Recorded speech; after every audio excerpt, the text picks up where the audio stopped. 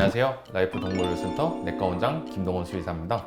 지금부터 제가 수의사 생활을 하면서 대학병원부터 지역병원 그리고 라이프 동물의료센터까지 진료를 겪게 되면서 만나게 됐던 안타까운 환자들을 선정을 해봤어요. 만약에 보호자님들이 그런 사례들에 해당이 된다면 꼭 내원을 해주시길 바라면서 이 영상을 제작하게 됐습니다. 그리고 이런 환자들을 위해서 저희들이 자그마한 이벤트를 만들었으니 마지막 영상까지 잘 참고해 주시길 바라겠습니다. 첫 번째입니다. 첫 번째는 기침을 하는 환자들이에요.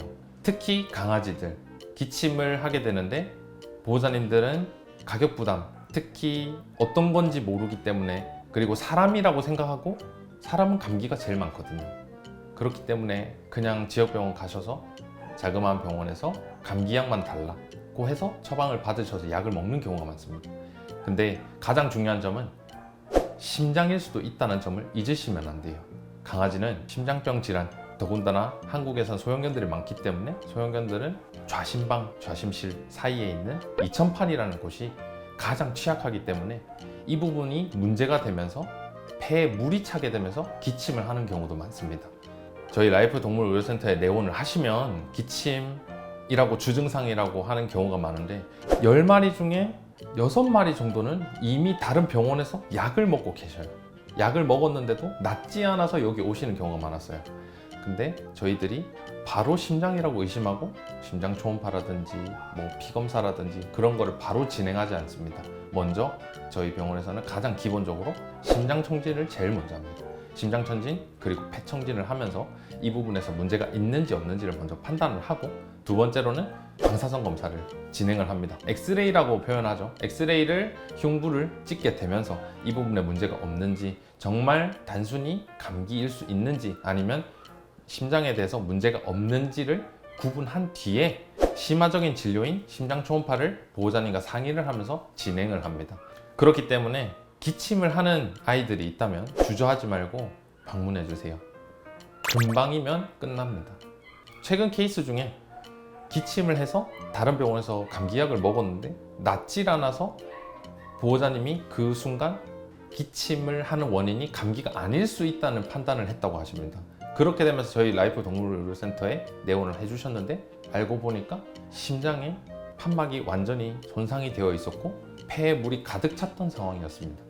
그래서 3, 4일간의 입원을 끝에 결국 다시 보호자님 품에 돌아가면서 심장약을 먹게 된 케이스가 있었는데요.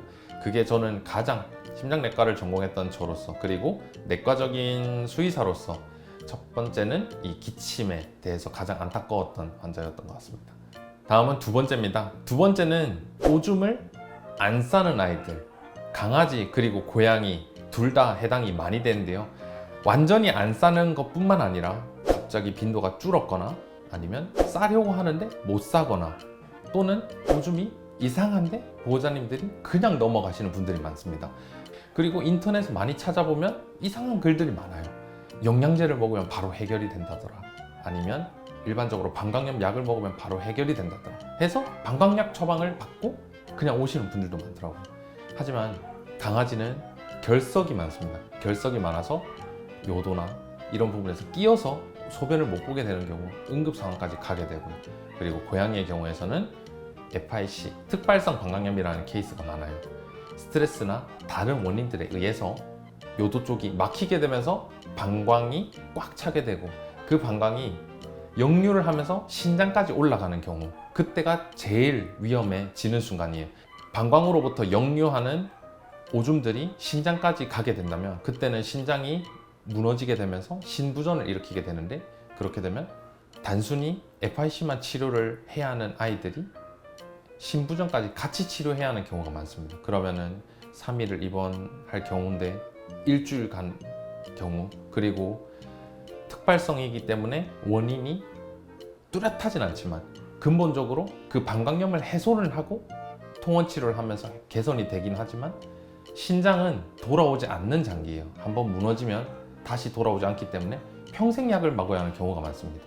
그렇기 때문에 오줌이 안 싸지거나 못 싸거나 작게 싸거나 그리고 색깔이 이상하거나 조금이라도 소변에선 이상이 있다면 조금이라도 주저하지 말고 내원해 주시길 바라겠습니다. 세 번째는 구토, 설사, 기력저하, 식욕부진 이 4개 중에 2개 이상이 해당되는 환자들의 경우입니다. 이 4개 중에 2개 이상일 경우는 단순 장염이 아닐 확률이 높습니다. 그렇기 때문에 저희는 이 2개가 해당이 될 때 기본 검사라도 권유를 드리는데요.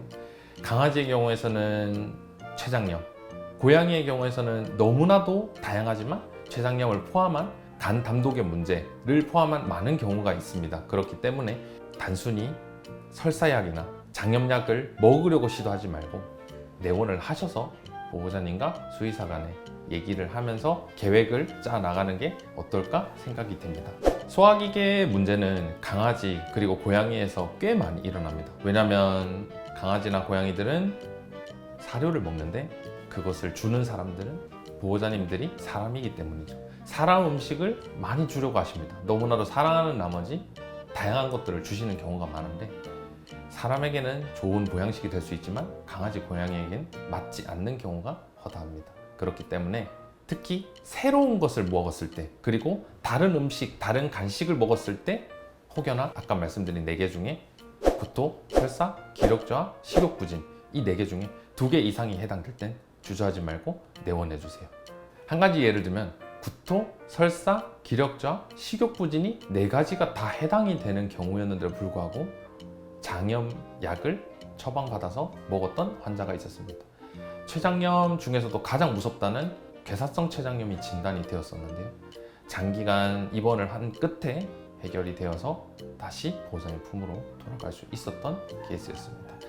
지금 제가 얘기했던 케이스들은 정말로 다행히 좋은 사례로 남을 정도로 10마리 중에 5마리만 다시 보호자님 품으로 돌아갈 수 있는 무서운 급성의 질병들이 많습니다. 그렇기 때문에 우리 애도 당연히 입원하면 좋아지겠지라는 생각보다는 먼저 조기 진단을 해서 좋은 방향으로 치료를 하는 게 어떨까 생각이 됩니다. 4번째는 가장 간단하면서 그리고 가장 쉬우면서도 가장 안타까운 케이스입니다. 이건 뭐냐면 심장사상충을 하지 않는 강아지들입니다. 고양이들이야 많은 보호자님들이 안 하시는 경우가 많습니다. 왜냐하면 산책량이가 그렇게 많지 않을 뿐더러 그리고 집에서 모기 관리가 잘 된다면 저는 그렇게 강하게까지는 권유를 드리지 않지만 그래도 해라고 말씀드립니다. 왜냐하면 모기는 피하려고 해도 언젠가는 물릴 수 있거든요. 그렇기 때문에 개, 고양이 다 심장사상충은 꼭 해달라고 말씀을 드리는데 한 달에 한 번인 이 부분이 놓치게 되면서 그리고 한 달에 한 번 매번 해봤자 얼마나 될까 해서 안 하시는 보호자님들이 생각보다 꽤 있습니다. 그리고 어느 순간 아이들이 기침을 하기 시작해서 내원을 하신 경우인데 저희들이 기본 검사에서 여쭤봅니다. 심장사상충을 하시는지 예방접종을 하시는지 그때 아닌 경우가 있습니다. 그렇게 되면 엑스레이를 찍으면서 심장사상충의 감염이 확률이 있는가를 저희들은 또 따지게 되는데 확률이 어느 정도 있다라는 판단이 된다면 심장사상충 키트 검사를 합니다. 그러면 의심이 되는 상황에서 그리고 의심이 되는 증거들 엑스레이나 히스토리 상에서 나타날 때 검사를 하고 나면 100이면 100 심장사상충 양성이 뜨더라고요. 그렇게 되면은 심장사상충에 대한 검사를 하기 위해서 1기, 2기, 3기, 4기 단계를 나누고 치료 계획을 세우고 그리고 심장 초음파까지 보게 되면서 너무나도 장기간의 치료 기간을 가지게 되는데 보호자님들이 너무 안타까워 하십니다. 왜냐하면 매달 한 번이면 충분했던 치료였거든요. 그렇기 때문에 보호자님들은 꼭 잊지 마시고 한 달에 한 번 심장사상충 예방약을 해주시길 바라겠습니다. 마지막으로 접종을 하지 않는 환자들입니다.